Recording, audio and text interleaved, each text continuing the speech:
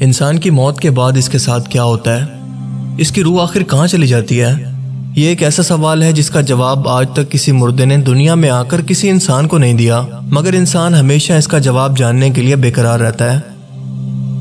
جس کا جواب اسلامی روایات کے اندر کچھ اس طرح سے موجود ہے کہ مرنے کے بعد انسان کی روح اس دنیا کو اور اپنے مادی جسم کو ہمیشہ کے لیے چھوڑ کر ایک ایسے مقام کی طرف سفر کرتی ہے جسے عالم برزخ کہتے ہیں۔ لفظ برزخ کا مطلب ہے پردہ، یعنی دنیا اور آخرت دونوں سے پردے کی یا ان سے الگ اور چھپی ہوئی ایک الگ نئی دنیا۔ اس برزخ کے مقام پر دو مقام ہیں، ایک کو کہتے ہیں علین، جہاں پر نیک اور پاک روحوں کو رکھا جاتا ہے اور ایک رجسٹر کے اندر ان کا ریکارڈ ہوتا ہے، اور دوسری جگہ کا نام ہے سجین، جہاں پر بدکار اور کافر روحیں رکھی جاتی ہیں اور ایک رجسٹر کے اندر ان کا بھی ریکارڈ ہوتا ہے۔ قیامت تک یہ سب روحیں یہاں پر رہیں گی اور پھر قیامت کے دن حساب و کتاب کے بعد ہمیشہ کے لیے اپنے مقام یعنی جنت اور جہنم کے اندر اپنے اعمال کے حساب سے داخل ہوں گی۔ یہ عالم برزخ کی زندگی کیسی ہے؟ یہاں پر لوگ کیسے رہتے ہیں؟ کیا کھاتے پیتے ہیں؟ کیا دنیا کے معاملات کے بارے میں بھی کچھ جان پاتے ہیں یا دنیا میں موجود اپنے رشتہ داروں کو بھی یہ کیا کبھی یاد کرتے ہیں؟ یہ بہت ہی اہم سوال ہیں جو کہ اس روحانی دنیا کے متعلق سن کر ہر انسان کے ذہن میں پیدا ہوتے ہیں، مگر آج کی اس ویڈیو میں ہم انہی اہم ترین سوالوں کا جواب اسلامی روایت کی روشنی میں جاننے کی کوشش کریں گے کہ کیا مردے مرنے کے بعد بھی اپنے دنیا میں موجود رشتہ داروں کو یاد کرتے ہیں یا ان کے لیے دعا کر سکتے ہیں؟ کیا ایک دوسرے کی رشتہ دار روحیں عالم برزخ کے اندر ایک دوسرے سے ملتی ہیں؟ اگر ملتی ہیں تو کیا باتیں کرتی ہیں؟ کیا یہ روحیں خواب میں آ کر اپنے رشتہ داروں کو اپنا حال بیان کر سکتی ہیں؟ یا یہ مر چکے لوگ دنیا میں کبھی اپنی روح کے ساتھ واپس آ سکتے ہیں؟ کیا آپ کبھی اپنے پیاروں کو جو کہ اس دنیا کو چھوڑ کر جا چکے ہیں کیا کبھی ان سے مل پائیں گے؟ آئیے جانتے ہیں۔ دنیا میں موت کے بعد انسان کی روح کو قبر میں واپس حساب کتاب یعنی منکر نکیر فرشتوں کے سوالوں کے لیے واپس بھیجا جاتا ہے، جس کے بعد اس کے اعمال کے مطابق یا تو جنتی نورانی دو فرشتے اسے لے کر آسمان میں عالم برزخ کی طرف جاتے ہیں، یا پھر غسیلی اور آگ جیسی ڈراؤنی شکل کے دو فرشتے اسے لے کر علین کی طرف بڑھتے ہیں، جیسا کہ اس شخص کے اعمال تھے۔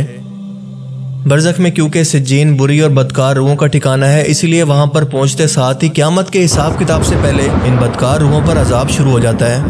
انہیں آگ کے بستر پر لٹایا جاتا ہے، قید کیا جاتا ہے اور جلانے کے علاوہ بہت سارے دردناک عذاب یہاں پر شروع ہو جاتے ہیں۔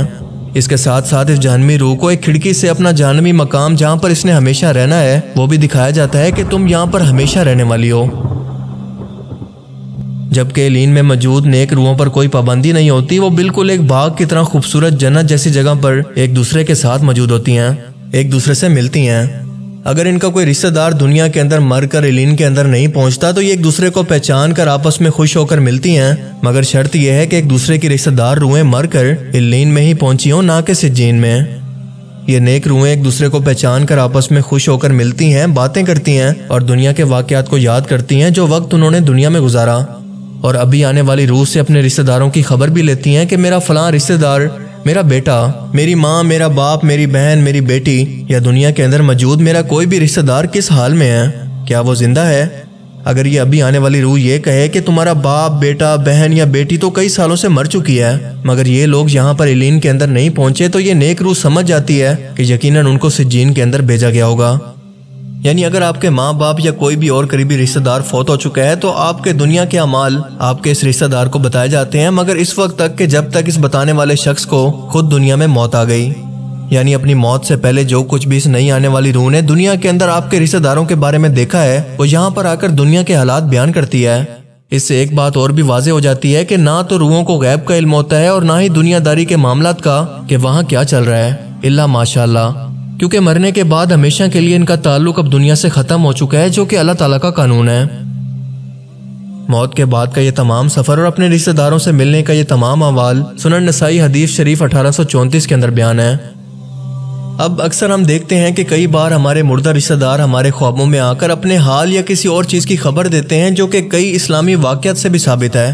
خود آپ صلی اللہ علیہ وآلہ وسلم نے بھی اپنی وفات کے بعد حضرت حسین علیہ السلام کے قتل کی خبر دی، جو کہ مسند احمد کے اندر کچھ اس طرح سے بیان ہے کہ عبداللہ بن عباس کہتے ہیں کہ میں نے ایک دن دوپہر کو نبی پاک صلی اللہ علیہ وآلہ وسلم کو خواب میں دیکھا، آپ کے بال بکھرے ہوئے اور گرد آلود تھے اور آپ کے ہاتھ کے اندر ایک خون کی بوتل تھی۔ میں نے پوچھا میرے ماں باپ آپ صلی اللہ علیہ وآلہ وسلم پر قربان یہ کیا ہے؟ آپ نے فرمایا یہ حسین اور اس کے ساتھیوں کا خون ہے، میں اسے صبح سے اکٹھا کر رہا ہوں۔ اس کے علاوہ کئی واقعات کے اندر کسی کے مردہ رشتہ دار خواب میں آ کر کوئی خبر دیتے ہیں جو کہ واقعی بعد میں سچ ثابت ہوتی ہے۔ تو کیا اس کا مطلب یہ ہے کہ عالم برزخ کے اندر روحوں کو یہ اختیار ہوتا ہے کہ دنیا کے اندر کسی کو بھی اپنے حال کی خبر دے سکیں یا کوئی خبر دے کر ان کی مدد کر سکیں؟ نہیں، ایسا بالکل نہیں ہے، بلکہ سچ تو یہ ہے کہ یہ ٹینشن کی حالتیں ہو سکتی ہیں، کیونکہ ایک تو یہ کہ اکثر لوگ صدمے کی وجہ سے کسی اپنے پیارے کی موت کو دل سے نہیں بھول پا رہے ہوتے، تبھی ان کے دماغ میں ان کی یاد ہر وقت رہنے کی وجہ سے انہیں خواب کے اندر دیکھتے ہیں جنہیں دماغ خود سے بناتا ہے، اور یہ آپ کا صرف دماغی تصور ہوا کرتے ہیں، نہ کہ حقیقت۔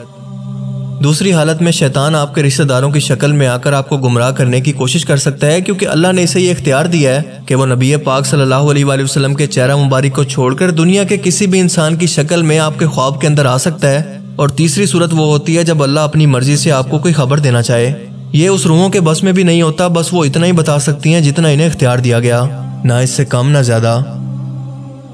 نیک روحیں ایک دوسرے کے رشتہ داروں کا علین کے اندر انتظار کرتی ہیں، بالکل ایسے ہی جیسے ایک مسافر اپنے گھر والوں سے دور ان کے ملنے کا انتظار کرتا ہے۔ آپ کے رشتہ دار دنیا کے اندر آپ کے حالات کے بارے میں آنے والی روحوں سے سوال کرتے ہیں، جس سے یہ ثابت ہوتا ہے کہ آپ کے مرنے والے رشتہ داروں کی روحیں آپ کو یاد رکھتی ہیں۔